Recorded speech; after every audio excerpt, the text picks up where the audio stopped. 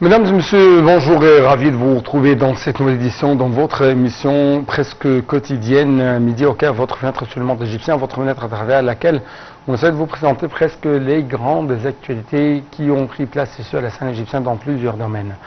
Donc tout de suite, nous allons être ensemble dans cette nouvelle tournée dans le monde égyptien, mais après cette petite pause.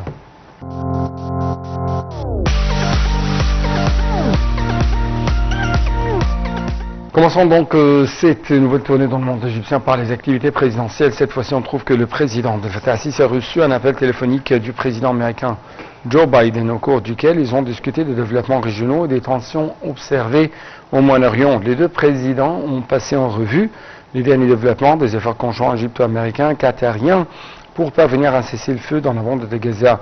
Les deux côtés ont affirmé leur détermination à poursuivre ces efforts pour réduire l'escalade et pour restaurer la paix et la sécurité régionale. Le porte-parole officiel de la présidence de la République a déclaré que l'appel a porté sur les préoccupations actuelles concernant l'expansion de cercles de conflits dans la région, où le président Abdel Fattah al-Sisi a affirmé la vision égyptienne quant à la gravité des répercussions résultant de la poursuite de la guerre dans la bande de Gaza et son impact négatif sur la stabilité de la région, compte tenu du fait que parvenir à un accord de cessez-le-feu à Gaza est considéré comme le noyau principal pour reprendre le calme et la stabilité dans la région. À l'issue de l'appel téléphonique, les deux chefs d'État sont convenus de poursuivre le travail conjoint intensif en faveur d'un cessez-le-feu, des efforts visant à mettre en œuvre la solution à deux États en tant que le garant essentiel de la stabilité et de la sécurité pour tous les peuples de la région.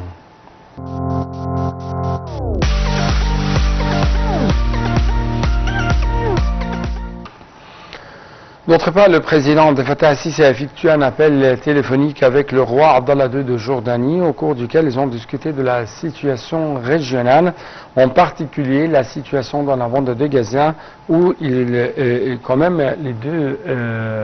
deux leaders ont passé en revue les communications intensives que les deux pays mènent pour contenir la situation tendue au Moyen-Orient. Les deux dirigeants ont souligné la priorité du calme au stade actuel, notamment en parvenant à cesser le feu immédiat et durable à Gaza pour désamorcer l'escalade et mettre fin à la catastrophe humanitaire à laquelle le peuple palestinien de Gaza est exposé. Soulignons que pour rétablir la stabilité dans la région, il faut assurer un horizon politique afin de parvenir à une paix juste et globale, basant sur la solution à deux États garantissant l'établissement d'un État palestinien indépendant selon les lignes de 1967, avec Jérusalem-Est comme capitale.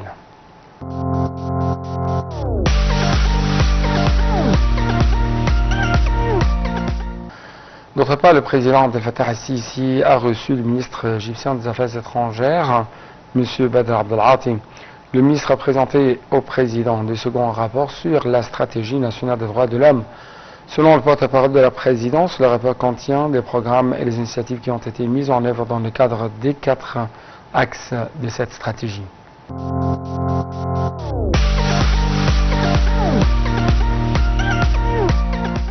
Le ministre égyptien des Affaires étrangères, M. Badr Abdel Ati, a tenu une séance de discussion avec le ministre libanais des Affaires étrangères à Abdullah Bouhabib.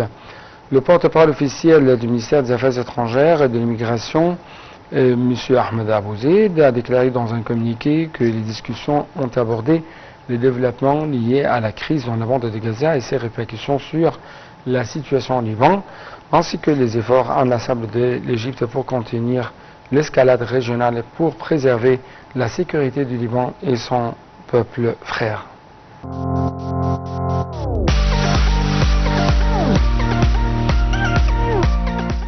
Le gouvernement égyptien a finalisé sa stratégie nationale sur l'hydrogène à faible teneur de carbone. C'est ce qu'a déclaré Randa El-Menchaoui, conseillère principale du Premier ministre. Cette décision marque une étape importante vers l'établissement du pays en tant que leader mondial de la production d'énergie verte. Les explications tout de suite. Le gouvernement égyptien a finalisé sa stratégie nationale sur l'hydrogène à faible teneur de carbone, a déclaré Randa El-Menchaoui, conseillère principale du Premier ministre. Cette décision majeure, une étape importante vers l'établissement du pays en tant que leader mondial de la production d'énergie verte. L'annonce a été faite alors que le Premier ministre Mostafa Madbouli dirigeait une réunion à la Nouvelle Alamein pour examiner les progrès réalisés dans les projets d'hydrogène vert et discuter de la mise en œuvre de la nouvelle stratégie. Les responsables gouvernementaux de premier plan, dont les ministres de l'électricité, de l'investissement et du pétrole, ainsi que des représentants de l'autorité de la zone économique du canal de Suez et du Conseil national pour l'hydrogène vert, ont participé à la réunion. La stratégie définit un cadre global pour le développement de l'industrie de l'hydrogène vert en Égypte, incluant des incitations financières, des exonérations fiscales pour les projets établis dans ce domaine. Le Conseil national pour l'hydrogène vert, créé l'année dernière par décret ministériel, supervisera le développement de cette industrie en Égypte. L'Égypte possède un grand potentiel en matière d'énergie renouvelable. Le gouvernement a identifié de nombreux sites pour lancer des projets d'hydrogène vert dans tout le pays, notamment au golfe de Suez, à Gabal Zit, Ben Ben, Komombo et Zafarana. À ce jour, 23 projets d'hydrogène vert ont été lancés et des partenariats ont été inclus avec des promoteurs énergétiques mondiaux. L'Égypte entend se positionner comme un exportateur majeur de l'hydrogène vert, contribuant ainsi à la transition mondiale vers une économie à faible émission de carbone.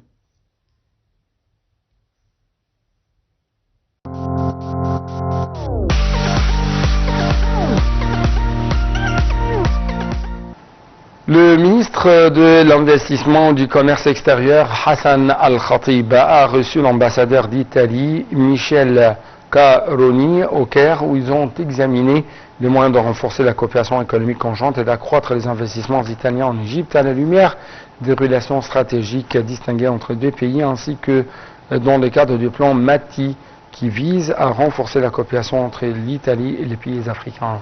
Plus de détails dans ce commentaire. Le ministre de l'Investissement et du Commerce extérieur, Hassan Al-Khatib, a reçu l'ambassadeur d'Italie, Michele Quaroni, au Caire.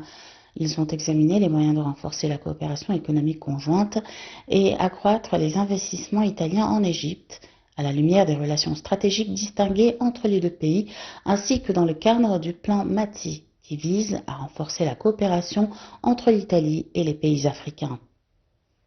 Le ministre a souligné que le ministère de l'Investissement et du Commerce extérieur accorde une grande attention à la création d'un climat d'investissement attrayant, à la fourniture de plus de facilités aux investisseurs italiens et à la mise en œuvre d'un plan d'action intégré visant à ouvrir de nouveaux domaines aux investissements italiens en renforçant la communication avec la communauté d'affaires italienne afin de présenter des opportunités de coopération conjointe en facilitant les procédures d'investissement, en fournissant tout le soutien nécessaire aux investisseurs italiens et en surmontant tous les défis auxquels ils peuvent être confrontés, en particulier à la lumière de la période actuelle de soutien sans précédent au secteur privé et en encourageant les entreprises étrangères à injecter davantage d'investissements sur le marché égyptien.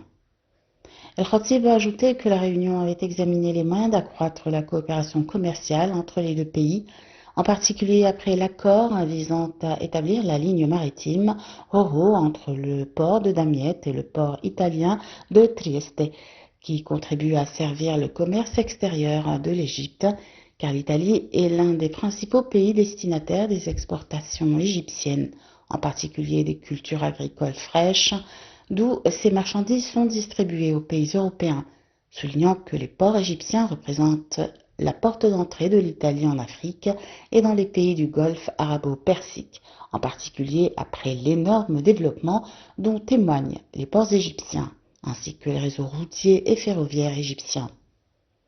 Le ministre a souligné que le ministère est favorable à une coopération accrue avec la partie italienne et à la fourniture de tous les aspects du soutien aux entreprises italiennes souhaitant investir en Égypte, ainsi qu'à l'accueil de toute la délégation italienne souhaitant visiter l'Égypte pour se familiariser avec l'évolution du climat d'investissement et des opportunités qui en découlent.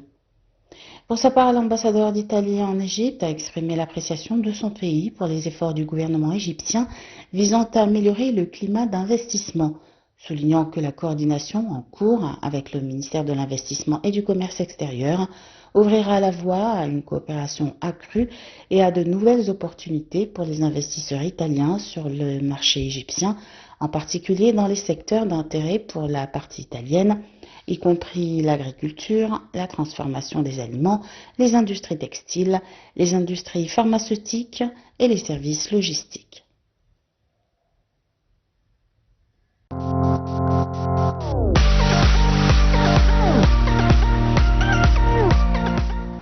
En fait, chers téléspectateurs, l'État égyptien tient à renforcer de plus en plus l'investissement, à soutenir l'industrie, à booster les exportations, mais aussi à offrir un climat décent pour le travail, selon des affirmations faites par le ministre du Travail, Mohamed Gobran. Monsieur le ministre a effectué une visite au gouvernorat de Gharbia, durant laquelle il s'est rendu à l'usine du parfum et de pâte de jasmin qui produit 6 000 tonnes par an.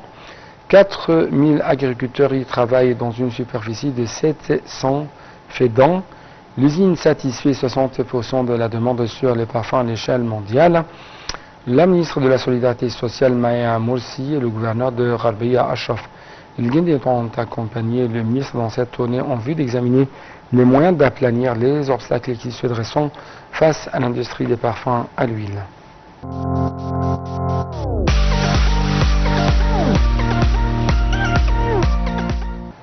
L'initiative Baytul Watan, visant à encourager les Égyptiens de l'étranger à investir dans leur pays d'origine dans le domaine du logement, a réussi à collecter 7,3 milliards de dollars depuis son lancement en 2012, selon un communiqué publié par le ministre du Logement, des Services publics et des communautés urbaines, Cherif Eshrbini. Monsieur le ministre Eshrbini a fait ces déclarations alors qu'il participait à la 5e édition de la conférence des Égyptiens à l'étranger, organisée par le ministère des Affaires étrangères, de l'immigration, des affaires des expatriés égyptiens, sous le slogan « De la mer du monde au monde entier ». Il a expliqué que 9 phases de Baytul Watan ont été achevées entre 2012 et 2023. Le ministère a alloué à ce projet des milliers de terrains résidentiels et de services, des unités résidentielles de tout type, des villas, des cimetières. Il a ajouté que des préparatifs sont en cours pour lancer de nouvelles phases de ce projet, comprenant des unités résidentielles et des terrains qui sont annoncés, desquels seront achevés. Cette initiative représente l'une des stratégies adoptées par l'Égypte pour augmenter le flux des devises étrangères, le pays étant confronté à une grave pénurie de devises étrangères en raison des tensions géopolitiques régionales croissantes.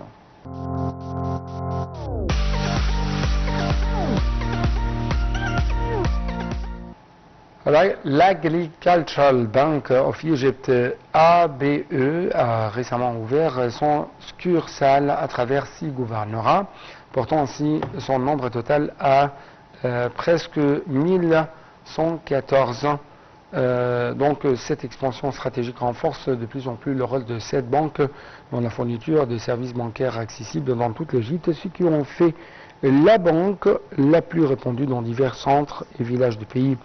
Dans le cadre de son engagement à élargir sa portée, cette banque agricole a également achevé le développement et la rouverture de 16 succursales. Ces rénovations s'inscrivent dans le cadre du plan d'amélioration du réseau de la banque en veillant à ce que les services respectent les normes de qualité les plus élevées et intègrent les systèmes bancaires les plus récents. Les nouvelles agences sont stratégiquement situées dans des villages à forte densité de population, en particulier dans les zones couvertes par l'initiative résidentielle Vie décente. Cette initiative vise à améliorer la qualité de vie dans les régions rurales en fournissant des services financiers et bancaires permettant ainsi aux habitants de se prendre en charge.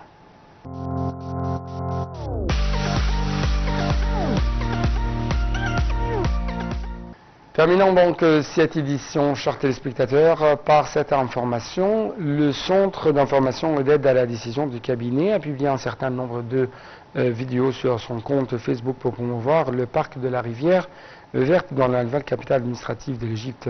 Situé au cœur de cette nouvelle capitale administrative, le Green River Park est composé d'un certain nombre de projets dont 2 ont été mis en avant dans les vidéos. Les vidéos ont montré également des visites le long de la rivière verte et considérée comme le poumon de cette place. Elle présentait également un voyage passionnant jusqu'à la tour emblématique du quartier d'affaires de la CNA ou de la nouvelle capitale administrative de l'Égypte.